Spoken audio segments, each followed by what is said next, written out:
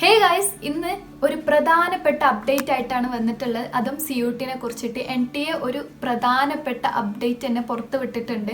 CUT PG 2026 exam എഴുതിയ എല്ലാ സ്റ്റുഡൻസിൻ്റെയും result നാളെ, അതായത് April 24 അറൗണ്ട് ഒരു 5 മണിക്ക് റിസൾട്ട് വരുന്നതാണ്. സോ എല്ലാവരും അപ് ടു ഡേറ്റ് ആയിട്ട് എക്സാം എഴുതിയ എല്ലാ ആൾക്കാരും അപ്ഡേറ്റ് ആയിട്ട് നിൽക്കുക. നാളെ റിസൾട്ട് ഒരു വൈകുന്നേരം, ഏകദേശം ഒരു വൈകുന്നേരം ആകുമ്പോൾ റിസൾട്ട് പബ്ലിഷ് ചെയ്യും. അപ്പോൾ എല്ലാ സ്റ്റുഡൻസിനും, എക്സാം എഴുതിയ എല്ലാ സ്റ്റുഡൻസിനും എൻ്റെ ഓൾ ദി ബെസ്റ്റ് പറയാണ്. ഇന്നത്തെ വീഡിയോയിൽ റിസൾട്ടിനെ കുറിച്ചിട്ടുള്ള പ്രധാനപ്പെട്ട അപ്ഡേറ്റ്സും കാര്യങ്ങളൊക്കെയാണ് പറയാൻ പോകുന്നത്. മേ ബി സെർവർ ഡൗൺ ആവുക, അങ്ങനത്തെ കുറച്ച് ഇഷ്യൂസ് ഒക്കെ വരികയാണെങ്കിൽ റിസൾട്ട് ചിലപ്പോൾ ലാഗ് ആവും. അതുകൊണ്ട് തന്നെ ടെൻഷൻ ആവേണ്ട ആവശ്യമില്ല. എല്ലാവരും അപ്ഡേറ്റ് ആയിട്ട് ഒക്കെ ആയിട്ട് കൂളായിട്ട് നിൽക്കുക. നിങ്ങൾ ഇതുവരെ ചെക്ക് ചെയ്തുകൊണ്ടിരുന്ന സൈറ്റിലൂടെയാണ് നിങ്ങൾ റിസൾട്ട് അറിയാൻ പറ്റുക. എക്സാം എഴുതിയ ആൾക്കാരോട് ഞാൻ പ്രത്യേകം പറയേണ്ടതില്ല. exams.nta.nic.in എന്നുള്ള വെബ്സൈറ്റിൽ കയറുക, CUT PG ക്ലിക്ക് ചെയ്യുക, എന്നിട്ട് അതിൽ റിസൾട്ട് ചെക്ക് ചെയ്യാനുള്ള ഓപ്ഷൻ ഓപ്പൺ ആവും. സോ അതിൽ ക്ലിക്ക് ചെയ്ത് കഴിഞ്ഞിട്ട് നിങ്ങൾ ഡീറ്റെയിൽസ് കൊടുത്ത് കഴിഞ്ഞിട്ട് നിങ്ങളുടെ പാസ്വേഡ് കൊടുക്കുക. Password or date of birth ഉണ്ടാവും. അപ്പോൾ പാസ്വേഡ് മറന്ന ആൾക്കാർക്ക് ഡേറ്റ് ഓഫ് ബർത്ത് എന്തായാലും മറക്കൂലല്ലോ. സോ ഡേറ്റ് ഓഫ് ബർത്ത് കൊടുത്തിട്ട് നമുക്ക് സബ്മിറ്റ് കൊടുത്താൽ നമ്മൾ റിസൾട്ട് കാണാൻ പറ്റും, അതായത് സ്കോർ കാർഡ് കാണാൻ പറ്റും. അപ്പോൾ റിസൾട്ട് നോക്കിയതിന് ശേഷം ആ സൈറ്റിൽ നിന്നാണ്ട് ലീവ് ചെയ്ത് പോകരുത്. നിങ്ങൾ ആ സ്കോർ കാർഡ് ഡൗൺലോഡ് ചെയ്ത്, അതായത് നിങ്ങൾ ഒഫീഷ്യലി നിങ്ങൾക്ക് കിട്ടിയ സ്കോർ കാർഡിൻ്റെ PDF ഡൗൺലോഡ് ചെയ്ത് വെക്കുക.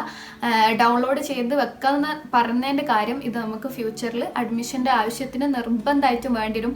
അതുകൊണ്ട് പക്ക സ്കോർ കാർഡ് PDF ആയിട്ട് തന്നെ ഡൗൺലോഡ് ചെയ്ത് വെക്കുക, ഒറിജിനൽ. എന്നിട്ട് പ്രിൻ്റൊക്കെ എടുത്ത് വെക്കണമെങ്കിൽ വെക്കുക, കാരണം അത് നിങ്ങൾക്ക് സേഫ്റ്റിക്ക് എന്തായാലും പ്രിൻ്റ് ആവശ്യം വരും. സോ പ്രിൻ്റ് എടുത്ത് വെക്കുക. അല്ലെങ്കിൽ നിങ്ങൾ സേഫായിട്ട് തന്നെ ഒരു സ്ഥലത്ത് നിങ്ങൾ സേവ് ചെയ്ത് വെക്കാം. കാരണം ഇത് അഡ്മിഷന് എന്തായാലും മസ്റ്റാണ്. കൗൺസിലിങ്ങിൻ്റെ സമയത്ത് യൂണിവേഴ്സിറ്റീസ് നിങ്ങളോട് സ്കോർ കാർഡ് ചോദിക്കും, അവർക്ക് സ്കോർ വെരിഫൈ ചെയ്യാൻ വേണ്ടിയിട്ട്. പിന്നെ അപ്ലൈ ചെയ്യുന്നതിൻ്റെ സമയത്ത് സ്കോർ കാർഡ് ചോദിക്കും. സോ സ്കോർ കാർഡ് മസ്റ്റായിട്ട് കീപ്പ് ചെയ്യുക. സ്കോർ കാർഡ് ഇല്ലാതെ അഡ്മിഷൻ്റെ ഒരു കാര്യം പ്രോപ്പറായിട്ട് കംപ്ലീറ്റ് ചെയ്യാൻ പറ്റൂല.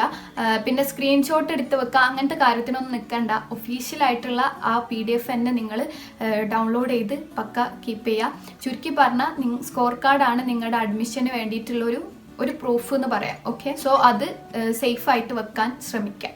ഇത് ഞാൻ പ്രത്യേകം എടുത്ത് പറയാണ്. പിന്നെ നിങ്ങളുടെ സ്കോർ കാർഡിൻ്റെ ഒരു ഫോട്ടോ ഞാൻ സൈഡിൽ കൊടുക്കാം. സ്കോർ കാർഡിൽ മെയിൻ ആയിട്ടുണ്ടാവുക സബ്ജക്റ്റ് വൈസ് നിങ്ങളുടെ മാർക്ക് കൊടുക്കും.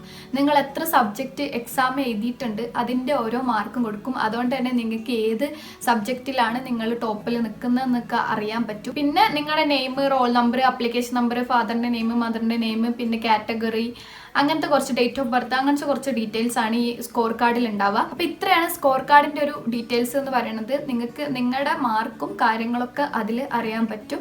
സോ സ്കോർ കാർഡ് പക്ക സേഫ് ആക്കിയിട്ട് വെക്കാം. റിസൾട്ട് വന്നതിന് ശേഷം സ്റ്റുഡൻസിന് മെയിൻ ആയിട്ട് ഉണ്ടാകുന്ന ഒരു കൺഫ്യൂഷനാണ്, റിസൾട്ട് വന്നു കഴിഞ്ഞാൽ പിന്നെ അഡ്മിഷൻ ഓട്ടോമാറ്റിക്കലി ആവില്ലേ എന്നുള്ളൊരു സംഭവം. അങ്ങനെയല്ല, ഞാൻ മുന്നത്തെ വീഡിയോയിലൊക്കെ പക്ക പറഞ്ഞിട്ടുണ്ട്. നിങ്ങൾ റിസൾട്ട് വന്നതിന് ശേഷം പക്ക നിങ്ങൾ റിസൾട്ട് നോക്കുക. എന്നിട്ട് മുന്നത്തെ വീഡിയോയിൽ ഞാൻ പറഞ്ഞ പോലെ നിങ്ങൾ ലിസ്റ്റ് ചെയ്ത് വെച്ച യൂണിവേഴ്സിറ്റികൾ, അതായത് നിങ്ങൾക്ക് ഇഷ്ടപ്പെട്ട, ഇനിയിപ്പോൾ ലിസ്റ്റ് ചെയ്യാത്തവരോട് പറയണം, നിങ്ങൾക്ക് ഇഷ്ടപ്പെട്ട യൂണിവേഴ്സിറ്റികളിലേക്ക് നിങ്ങൾക്ക് ഈ മാർക്കും വെച്ച് കിട്ടുമോ എന്ന് ആദ്യം ഒന്ന് വെരിഫൈ ചെയ്യാം. എന്നിട്ട് കിട്ടാൻ ചാൻസ് ഉള്ള യൂണിവേഴ്സിറ്റികൾ ഒന്നും കൂടി ഒന്ന് ലിസ്റ്റ് ചെയ്ത് വെക്കുക. ഏതായാലും റിസൾട്ട് വന്നല്ലോ, അപ്പോൾ ഇനി നിങ്ങൾക്ക് ആഗ്രഹിച്ച യൂണിവേഴ്സിറ്റികളിൽ കിട്ടുമെന്ന് ഉറപ്പുണ്ടെങ്കിൽ അത് ലിസ്റ്റ് ചെയ്ത് വെക്കുക. എന്നിട്ട് നിങ്ങൾക്ക് ഈ ലിസ്റ്റ് ചെയ്ത് വെച്ച യൂണിവേഴ്സിറ്റികളിലെ അഡ്മിഷൻ പോർട്ടൽ ഓപ്പൺ ആകുമ്പോൾ അതിൽ അപ്ലൈ ചെയ്യുക.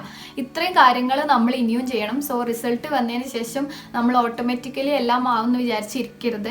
റിസൾട്ട് വന്നു കഴിഞ്ഞാലാണ് പിന്നെയുള്ള ബാക്കി പ്രോസസ്സ് നമ്മൾ കംപ്ലീറ്റ് ചെയ്യേണ്ടത്. പിന്നെ NTAക്ക് ഒരു റോളും ഇല്ല. കുറച്ച് അപ്ഡേറ്റ്സ് ഒക്കെ മേ ബി വന്നാലായി, പക്ഷെ ഇനിയുള്ള അങ്ങോട്ട് റിസൾട്ട് വന്നതിനുള്ള മെയിൻ റോള് മൊത്തം യൂണിവേഴ്സിറ്റികളാണ്. അപ്പം നിങ്ങൾ ലിസ്റ്റ് ചെയ്ത് വെച്ച യൂണിവേഴ്സിറ്റികൾ, ഇനിയിപ്പോൾ എന്തായാലും നാളെ റിസൾട്ട് വരും. അപ്പോൾ ഇന്ന് തന്നെ നിങ്ങൾ ലിസ്റ്റ് ചെയ്ത് വെച്ചിട്ടില്ല എന്നുണ്ടെങ്കിൽ നിങ്ങൾ ആഗ്രഹിക്കുന്നതും നിങ്ങൾക്ക് ഒരു എക്സാം എഴുതിയതിൻ്റെ ഒരു ഹോപ്പ് വെച്ചിട്ട് കിട്ടാനും ചാൻസുള്ള യൂണിവേഴ്സിറ്റികൾ ലിസ്റ്റ് ചെയ്ത് വെക്കുക. എന്നിട്ട് റിസൾട്ട് വന്നതിന് ശേഷം നിങ്ങളുടെ റിസൾട്ട്, നിങ്ങളുടെ മാർക്ക് എത്രത്തോളം ഉണ്ട് അതിൻ്റെ ഒരു ഡീറ്റെയിൽസ് കാര്യങ്ങളൊക്കെ നോക്കിയിട്ട് അത് വെച്ചിട്ട് നിങ്ങൾക്ക് കിട്ടുന്ന യൂണിവേഴ്സിറ്റികളിൽ എവിടെ കിട്ടും, ഈ മാർക്ക് വെച്ചിട്ട് നിങ്ങൾ ഈ ലിസ്റ്റ് ചെയ്ത് വെച്ച യൂണിവേഴ്സിറ്റികളിൽ എവിടെയൊക്കെ കിട്ടും എന്നുള്ളതെന്ന് അത് ടിക്ക് ചെയ്ത് പോവുക. ബാക്കിയുള്ളത് ഒഴിവാക്കാമെന്ന് ഞാൻ പറയണില്ല, ദാറ്റ്സ് യുവർ ചോയ്സ്. കാരണം ഇതിന് ഓരോന്നിനും ഫീസ് കൊടുക്കാനുള്ളതാണ്, അതുകൊണ്ടാണ് ഞാൻ അങ്ങനെ പറഞ്ഞത്. സോ നിങ്ങൾ പക്ക യൂണിവേഴ്സിറ്റികൾ ടിക്ക് ചെയ്ത് വെച്ചിട്ട് പിന്നെ അതിൻ്റെ പോർട്ടൽ ഓപ്പൺ ആകുമ്പോൾ അപ്ലൈ ചെയ്യാം. അപ്പോൾ ഓട്ടോമാറ്റിക്കലി ഒന്നും ആവുമെന്ന് വിചാരിച്ചിരിക്കണ്ട. ഓക്കെ, സോ ഞാൻ പറഞ്ഞ പോലെ തന്നെ NTA ഇനി ഒരു കാര്യങ്ങളും അധികം ഇടാൻ ചാൻസ് ഉണ്ടാവില്ല. ഈ റിസൾട്ടിന് ശേഷം മെയിൻലി റോൾ മൊത്തം നമ്മുടെ യൂണിവേഴ്സിറ്റികളിലായിരിക്കും. അപ്പോൾ യൂണിവേഴ്സിറ്റികൾ പക്ക ഫോക്കസ് ചെയ്യുക. അപ്പോൾ യൂണിവേഴ്സിറ്റികളായിരിക്കും പിന്നെ അഡ്മിഷൻ പോർട്ടൽ ഓപ്പൺ ആക്കുക. അഡ്മിഷൻ്റെ കാര്യങ്ങൾ മൊത്തം യൂണിവേഴ്സിറ്റീസ് ആവും ഡീൽ ചെയ്യുക. സോ യൂണിവേഴ്സിറ്റീസിൻ്റെ വെബ്സൈറ്റ് ഓപ്പൺ ചെയ്ത് വെക്കുക. ഇതും ഞാൻ മുന്നത്തെ വീഡിയോയിൽ പറഞ്ഞിരുന്നു. ഇത് പക്ക ചെയ്യുക. നിങ്ങൾ ഈ ലിസ്റ്റ് ചെയ്ത് വെച്ച യൂണിവേഴ്സിറ്റികളുടെ വെബ്സൈറ്റ്സ് നിങ്ങൾ ക്രോമിലോ എവിടെ വെച്ചാൽ അതിൻ്റെ ടാബ് ഓപ്പൺ ആക്കി ഇടാൻ പറ്റുമല്ലോ, അങ്ങനെ ചെയ്തു വെക്കുക. എന്നിട്ട് ഡെയിലി ഒരു 3 പ്രാവശ്യമെങ്കിലും ഇടയ്ക്കിടയ്ക്ക് എടുത്ത് നോക്കുക. എന്നാൽ നിങ്ങൾക്ക് അപ്ഡേഷൻ എന്തെങ്കിലും വന്നോ എന്ന് അറിയാൻ പറ്റും. സോ അഡ്മിഷൻ പോർട്ടൽ ഓപ്പൺ ആവുന്നതും കാര്യങ്ങളൊക്കെ നിങ്ങൾക്ക് അറിയാൻ പറ്റും. സോ എപ്പോഴും ഇങ്ങനെ ചെക്ക് ചെയ്തുകൊണ്ടിരിക്കുക. ഇല്ലെങ്കിൽ വാട്സപ്പിൽ തന്നെ നിങ്ങൾ വിചാരിച്ച യൂണിവേഴ്സിറ്റികളുടെ വെബ്സൈറ്റ് ജസ്റ്റ് ഷെയർ ചെയ്തിടുക. എന്നിട്ട് ഇടയ്ക്കിടയ്ക്ക് അതിങ്ങനെ ചെക്ക് ചെയ്തുകൊണ്ട് നിന്നാൽ നിങ്ങൾക്ക് അതിൻ്റെ അപ്ഡേഷൻസും കാര്യങ്ങളും അറിയാൻ പറ്റും. ഇല്ലാന്നുണ്ടെങ്കിൽ നിങ്ങൾ ഇഷ്ടപ്പെട്ട യൂണിവേഴ്സിറ്റികളിൽ അഡ്മിഷൻ പോർട്ടൽ ഓപ്പൺ ആയതും നിങ്ങൾ അറിയില്ല, ചിലപ്പോൾ അത് ക്ലോസ് ആവുന്നതും നിങ്ങൾ അറിയില്ല. അപ്പോൾ നിങ്ങൾ എന്ത് ചെയ്യുക, ഇത് അപ്ഡേറ്റ് ആയിട്ട് നിൽക്കുക. ഓക്കെ, ഇല്ലെങ്കിൽ നിങ്ങൾ ഇത്രയും എഫേർട്ട് ഇട്ടത് വേസ്റ്റ് ആയി പോകും. റിസൾട്ട് വന്നതിന് ശേഷം നിങ്ങൾക്ക് കൂടുതൽ യൂസ്ഫുൾ ആവുന്ന ഒരു സംഭവമാണ്, നിങ്ങൾ സ്കോർ കാർഡ് മാത്രം നോക്കി പോയാൽ ഇത് നിങ്ങൾക്ക് മനസ്സിലാവില്ല.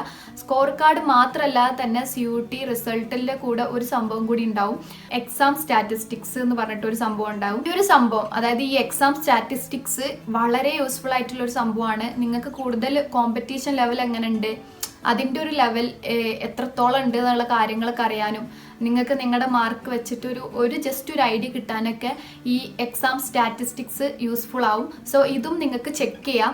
ഇത് ചെക്ക് ചെയ്യാമെന്നേ ഞാൻ പറയുള്ളൂ. നിങ്ങൾക്ക് ചെക്ക് ചെയ്യണമെങ്കിൽ ചെക്ക് ചെയ്യാം എന്ന് ഞാൻ പറയൂല, എന്തായാലും ചെക്ക് ചെയ്യാമെന്നേ പറയുള്ളൂ. കാരണം ഇത് ചെക്ക് ചെയ്താൽ ഒരു ഹോപ്പ് കിട്ടും. സോ എന്തൊക്കെയാണ് ഈ എക്സാം സ്റ്റാറ്റിസ്റ്റിക്സിൽ ഉണ്ടാവുക എന്നുള്ളത് ഡീറ്റെയിൽ ആയിട്ട് പറഞ്ഞുതരാം. ഈ ഒരു സ്റ്റാറ്റിസ്റ്റിക്സിൽ മെയിനായിട്ട് പറയുകയാണെങ്കിൽ ഓരോ സബ്ജക്റ്റിലും ഏറ്റവും ടോപ്പിൽ നിൽക്കുന്ന ആൾക്കാരുടെ ഡീറ്റെയിൽസ് അതിൽ കൊടുത്തിട്ടുണ്ടാവും. എക്സാമ്പിൾ പറയുകയാണെങ്കിൽ ജേർണലിസത്തിൽ ഏറ്റവും കൂടുതൽ മാർക്ക് കിട്ടിയ ഈ എക്സാം അപ്പിയർ ചെയ്ത സ്റ്റുഡൻസ് അല്ലേ, ഏറ്റവും കൂടുതൽ മാർക്ക് കിട്ടിയ കുട്ടി ഏതാണ്, ആളെ പേരുണ്ടാവും, പിന്നെ സബ്ജക്റ്റ് കോഡ് നമ്പർ ഉണ്ടാവും, പിന്നെ ആൾക്ക് കിട്ടിയ മാർക്കും ഉണ്ടാവും. ഇതും ടോട്ടൽ കൊടുക്കും. ഇത് നിങ്ങൾക്ക് എന്താ വെച്ചാൽ നിങ്ങൾ എഴുതിയ എക്സാം ഏതാണോ വെച്ചാൽ അതിൽ നിങ്ങൾക്ക് ഒരു ഐഡിയ കിട്ടും. ഓ, ഇത്രയും ആൾക്കാർ എഴുതിയെന്ന് ഈ കുട്ടിക്കാണ് ഏറ്റവും ടോപ്പ് ലെവലിൽ നിന്ന് കിട്ടും. വേറൊരു എക്സാമ്പിൾ പറയുകയാണെങ്കിൽ ഇപ്പോൾ നിങ്ങളെ ജേർണലിസ്റ്റ് ആണ് എഴുതിയിട്ടുണ്ടെങ്കിൽ നിങ്ങൾ ഈ ജേർണലിസത്തിൽ ഏറ്റവും ടോപ്പിൽ നിൽക്കുന്ന സ്റ്റുഡൻറ്റിന് എത്രയാണ് മാർക്ക് എന്നുള്ളത് അതിലറിയാൻ പറ്റും. ഇപ്പോൾ എക്സാമ്പിളിന് ഇപ്പോൾ 250 ആ കുട്ടിക്ക് കിട്ടിയെന്നുണ്ടെങ്കിൽ ഏറ്റവും ടോപ്പിൽ നിൽക്കുന്നത് ഈ 300-ൽ 250 ആണെന്ന് നിങ്ങൾക്ക് മനസ്സിലാവും. സോ എന്ന് കരുതി ബാക്കിയുള്ളല്ലോ 250 ഉണ്ട്, അപ്പോൾ ഇനിയിപ്പോൾ ഞാനൊന്നും പ്രതീക്ഷിക്കേണ്ട, മാർക്ക് കുറവുള്ള ആൾക്കാർ അങ്ങനെ ചിന്തിക്കണ്ട. കാരണം ചിലപ്പോൾ ഇത് മേ ബി ഇങ്ങനെ സംഭവിക്കാം. 250 ഉള്ള ആളാണ് ടോപ്പിൽ നിന്നുണ്ടെങ്കിൽ രണ്ടാമത്തെ ആൾ ചിലപ്പോൾ 200 ആവാം. ഓക്കെ, അത് കഴിഞ്ഞിട്ടുള്ളത് 150 ആവാം. അങ്ങനെ പോവാം. സോ അങ്ങനെയും ഓപ്ഷൻസ് ഉണ്ട്. ഇതൊരു ചെറിയൊരു ഓപ്ഷനായിട്ട് ഞാൻ പറയണ, ഒരു ഹോപ്പ് വിടണ്ട. മാക്സിമം നിങ്ങൾക്കൊരു ഹോപ്പ് കിട്ടാൻ വേണ്ടിയിട്ടാണ് ഞാൻ ഇത് പറയണത്.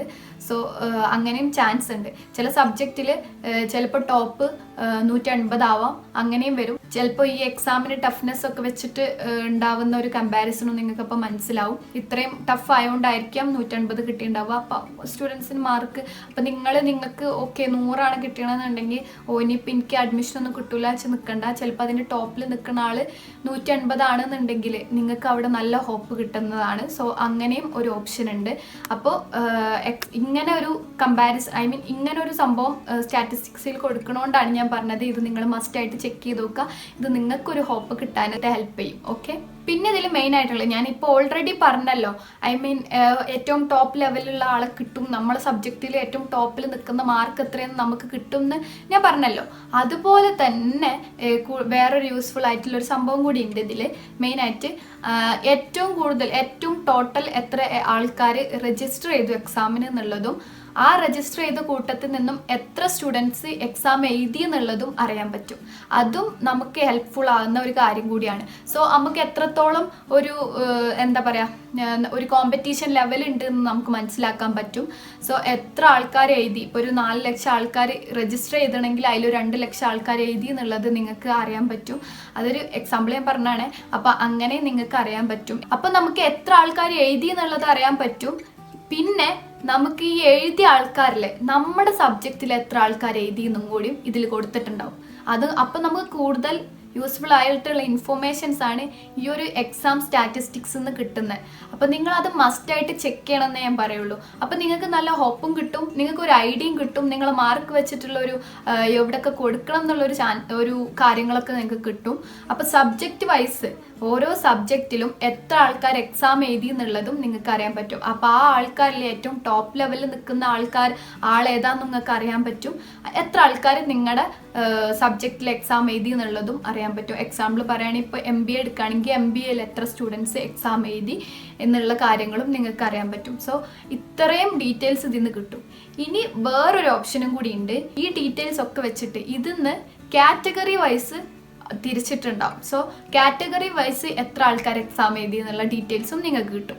അപ്പോൾ അതും കൂടുതൽ നിങ്ങൾക്ക് ഹെൽപ്ഫുൾ ആണ്. സോ കാറ്റഗറി വൈസിൽ SC/ST എത്ര എഴുതി, ജനറൽക്കാർ എത്ര എഴുതി, OBC എത്ര എഴുതി, EWS എത്ര എഴുതി, ഇങ്ങനത്തെ ഡീറ്റെയിൽസ് നിങ്ങൾക്ക് കിട്ടും. അപ്പം നിങ്ങളൊരു കാറ്റഗറി ഏതാണോ അത് വെച്ചിട്ടും നിങ്ങൾക്ക് ഒരു ഐഡിയ കിട്ടും. ഇപ്പോൾ നമ്മുടെ സബ്ജക്റ്റിൽ 250 ഇപ്പോൾ എക്സാമ്പിളിന് നമുക്ക് MBA തന്നെ എടുക്കാം. MBAയിൽ 250 ഏറ്റവും ടോപ്പ് ലെവല് മാർക്ക് നിൽക്കുന്നതെന്നുണ്ടെങ്കിൽ നിങ്ങളൊരു OBCയോ SC/ST അങ്ങനത്തെ കാറ്റഗറിയിൽ വരുന്ന ആളാണെന്നെങ്കിൽ നിങ്ങൾക്കൊരു 10 മാർക്കായിരുന്നു കുറച്ചിട്ടോ. 240 നിങ്ങളെ മാർക്ക് എന്നുണ്ടെങ്കിൽ നിങ്ങൾക്ക് ഈ 250 ടോപ്പ് ലെവലിൽ നിൽക്കുന്ന കുട്ടിയുടെ അതേ ഒരു ഹോപ്പ് തന്നെ നിങ്ങൾക്ക്, ഹോപ്പ് എന്നല്ല, ഷുവറായിട്ട് നിങ്ങൾക്ക് നിങ്ങൾ ഇഷ്ടപ്പെട്ട യൂണിവേഴ്സിറ്റി കിട്ടാനുള്ള ചാൻസ് ഉണ്ട്. പക്ഷെ ഞാൻ മെയിനായിട്ട് ഒരു കാര്യം കൂടി പറയുകയാണ്, നിങ്ങൾക്ക് ഇത്രയും മാർക്ക് ഉണ്ടോ, 200, 230, 40 ഉണ്ടെന്നുണ്ടെങ്കിൽ നിങ്ങൾ ഭയങ്കര ഓക്കെ എനിക്ക് എന്തായാലും കിട്ടുന്നത് ഷുവറാണ്.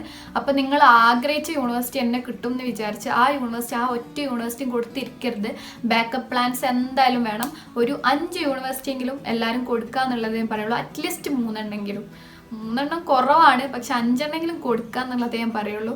കാരണം ഓക്കെ നിങ്ങൾക്ക് ഒരു 230 അപ്പം നിങ്ങൾ ആഗ്രഹിച്ച യൂണിവേഴ്സിറ്റി ചിലപ്പോൾ കിട്ടാം, പക്ഷെ മേ ബി കിട്ടാതെ പോയാൽ ഒരു ബാക്കപ്പ് പ്ലാൻസ് എന്തായാലും വെക്കുക. അപ്പോൾ അങ്ങനെയും നിങ്ങൾ നോക്കുക. ഓക്കെ, സോ ഇത്രയും എക്സാം സ്റ്റാറ്റിസ്റ്റിക്സ് കൊടുക്കണോണ്ട് തന്നെ നിങ്ങൾക്കത് വളരെ യൂസ്ഫുൾ ആയിരിക്കും. അതെന്തായാലും ചെക്ക് ചെയ്യുക. എത്രത്തോളം കോമ്പറ്റീഷൻ ലെവൽ ഉണ്ട് നിങ്ങൾക്ക് ഒരു ചെറിയൊരു ഐഡിയെങ്കിലും കിട്ടും. അത് നിങ്ങൾക്ക് എന്തായാലും നല്ല ഹെൽപ്ഫുൾ ആവും. നിങ്ങൾക്കൊരു ഹോപ്പ് കിട്ടാൻ അത് ചാൻസ് ഉണ്ട്. അപ്പോൾ നല്ല മാർക്ക് കുറവാണ്, പക്ഷെ ഒരു 100ന്റെ താഴെയുള്ള ആൾക്കാരാണെന്നുണ്ടെങ്കിൽ പക്ഷെ നിങ്ങളുടെ ടോപ്പിൽ നിൽക്കുന്ന ആളെ മാർക്ക് ചിലപ്പോൾ 250, 290 ആയി കഴിഞ്ഞാൽ നിങ്ങളവിടെ ഹോപ്പ് വിട്ടെന്ന് കഴിഞ്ഞാൽ അങ്ങനെ വിടണ്ട. ഞാൻ പറഞ്ഞ പോലെ തന്നെ കുറേ യൂണിവേഴ്സിറ്റികൾ, എത്ര യൂണിവേഴ്സിറ്റികൾ പാർട്ടിസിപ്പേറ്റ് ചെയ്തെന്നുള്ള ഡീറ്റെയിൽസും ഇതിന്ന് കിട്ടും. സോ നിങ്ങൾ അതൊക്കെ നോക്കുക. അത്രയും യൂണിവേഴ്സിറ്റികൾ ഉണ്ട്. അതിലേക്ക് ചിലപ്പോൾ ഈ കൊടുത്തിട്ടുള്ള ഇത്രയും എക്സാം എഴുതിയിട്ടുള്ള ആൾക്കാർ, റിസൾട്ട് വന്നിട്ടുള്ള ആൾക്കാർ, ചിലപ്പോൾ അതിൽ അഡ്മിഷൻ ഉള്ള ആൾക്കാർ, ഞാൻ കണ്ടില്ലേ, രജിസ്റ്റർ ചെയ്ത ആൾക്കാർ 4 ലക്ഷമാണെങ്കിൽ 2 ലക്ഷം ആൾക്കാരാണ് എക്സാം എഴുതുന്ന ആൾക്കാർ. അപ്പോൾ ഈ രജിസ്ട്രേഷന് അത്രയും ആൾക്കാർ കുറഞ്ഞിട്ടുണ്ട്. അപ്പോൾ ഇതിന്ന് അപ്ലൈ ചെയ്യുന്ന ആൾക്കാരും ഇനി കുറയും. സോ നിങ്ങൾക്ക് ഹോപ്പ് വിടേണ്ട ആവശ്യമില്ല.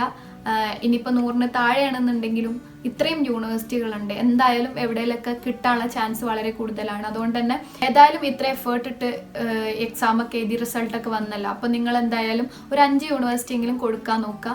അപ്പോൾ ഇനി കിട്ടൂല, ഇനിയിപ്പോൾ നോക്കിയിട്ട് കാര്യമില്ല എന്ന് വിചാരിച്ചിട്ട് അങ്ങോട്ട് തിരിഞ്ഞു നോക്കാതെ നിൽക്കണ്ട. എന്തായാലും എല്ലാവർക്കും അഡ്മിഷൻ കിട്ടട്ടെ എന്നുള്ളതാണ്. സോ ആ ഒരു ഹോപ്പ് വിടാതെ എല്ലാതും അപ് ടു ഡേറ്റ് ആയിട്ട് ചെക്ക് ചെയ്ത് നോക്കാം. പിന്നെ മെയിനായിട്ട് പറയാനുള്ള കാര്യം, റിസൾട്ട് വന്നതിന് ശേഷം ചില യൂണിവേഴ്സിറ്റികൾ അപ്ലിക്കേഷൻ പോർട്ടൽ ഓപ്പൺ ആയതിനു ശേഷം ഇങ്ങനെ വെറുതെ വെയിറ്റ് ചെയ്ത് നിൽക്കണ്ട. ടൈം കളയാതെ അപ്പം തന്നെ അപ്ലൈ ചെയ്യാൻ നോക്കുക. എന്തൊക്കെ ഡോക്യുമെൻറ്റ്സ് ആണ് അപ്ലൈ ചെയ്യാൻ ആവശ്യമുള്ളതെന്നുള്ള പറഞ്ഞിട്ടൊരു വീഡിയോ ഞാൻ ചെയ്യാം. അപ്പോൾ എല്ലാ ഡോക്യുമെൻറ്റ്സും സെറ്റ് ചെയ്ത് വെക്കുക. എല്ലാം പക്കാക്കിയിട്ട് അപ്ലൈ ചെയ്യാൻ വേണ്ടിയിട്ട് നോക്കുക. സോ നാളെ റിസൾട്ട് വരുമ്പോൾ എല്ലാവരും ഹോപ്പ് കൈവിടാണ്ട് റിസൾട്ടൊക്കെ നോക്കി സെറ്റാക്കുക. പിന്നെ ഞാൻ ഓൾറെഡി പറഞ്ഞ പോലെ തന്നെ യൂണിവേഴ്സിറ്റികളിൽ ലിസ്റ്റ് ചെയ്ത് വെക്കുക, നിങ്ങൾക്ക് ഇഷ്ടമുള്ളതും നിങ്ങൾക്ക് കിട്ടാൻ ചാൻസ് ഉള്ള യൂണിവേഴ്സിറ്റികളൊക്കെ. എന്നിട്ട് അതിനനുസരിച്ച് കൊടുക്കുക. അപ് ടു ഡേറ്റ് ആയിട്ട് നിൽക്കുക. എല്ലാ യൂണിവേഴ്സിറ്റിയും, നിങ്ങൾ ഈ ലിസ്റ്റ് ചെയ്ത് വെച്ച എല്ലാ യൂണിവേഴ്സിറ്റിയും എപ്പോഴും ചെക്ക് ചെയ്തുകൊണ്ടിരിക്കുക. അത് മറക്കണ്ട. കാരണം ഇല്ലെങ്കിൽ നിങ്ങൾക്ക് ഇത് മിസ്സായി പോകും. ഇനി ഹെൽപ്പ് ഡെസ്ക് കാര്യങ്ങൾ വേണമെങ്കിൽ എന്നെ പേഴ്സണലി മെസ്സേജ് അയച്ചാൽ, ഇൻസ്റ്റാഗ്രാമിൽ മെസ്സേജ് അയച്ചാൽ ഞാൻ അയച്ചു തരാം. അപ്പോൾ ഹെൽപ്പ് ഡെസ്ക് ഉണ്ടെങ്കിൽ ഒന്നും കൂടിയും നിങ്ങൾക്ക് അറിയാൻ പറ്റും. ഹെൽപ്പ് ഡെസ്കും ഇടയ്ക്കിടയ്ക്ക് ചെക്ക് ചെയ്യണം.